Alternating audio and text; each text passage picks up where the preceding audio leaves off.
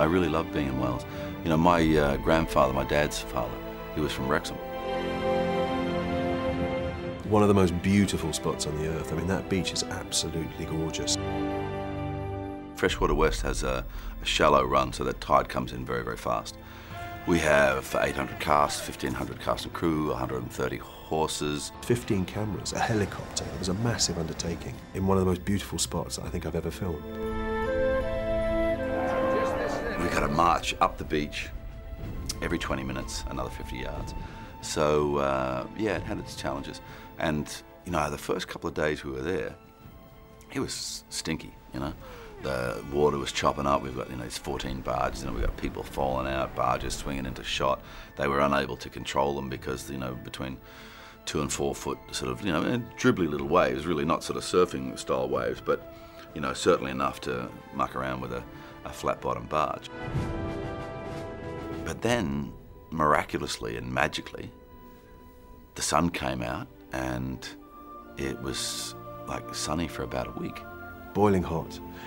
It was like a festival. Guys had their chainmail offline in the sun. I hear you camped out on the beach. Yeah, I did. I was living in a trailer with the merry men. Did you go surfing?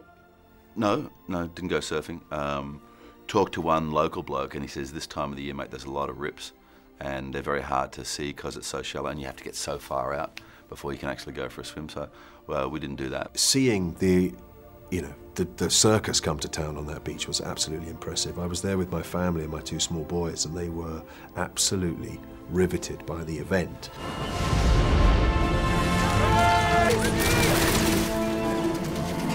The vista is just magnificent. With the cliff side looking down, the beach, you know, it was all ours. Land that the MOD are behind, you know, so obviously there are no houses or buildings in the way. So there's very little that you actually have to cover up. There are only a few small things. It's unspoilt and perfect.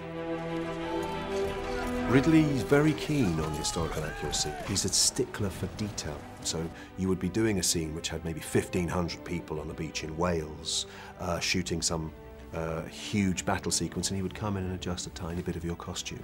And also constantly aware of the reality and the truth of what you were wearing, how you were behaving, and that as an actor is exactly what you want from a director.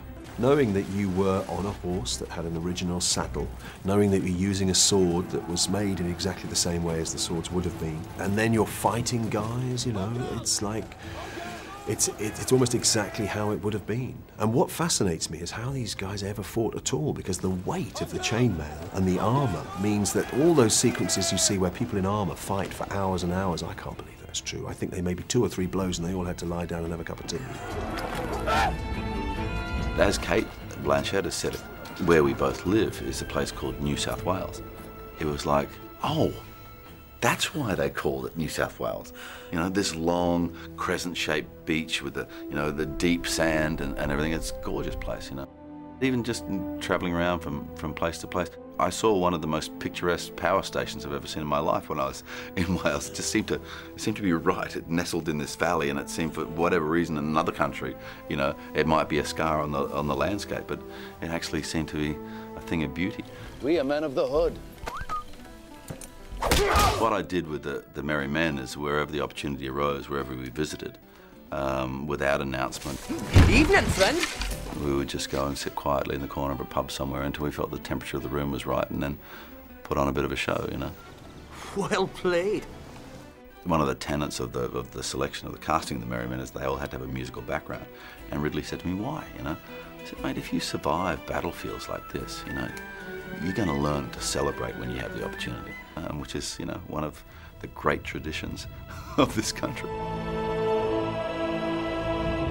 All the other surrounding towns we visited were always very hospitable. You find some incredible sort of tea shops and people to chat with, and wonderful delis and things. I mean, that part of the world, which I hadn't really been to, is somewhere I'll be going back to.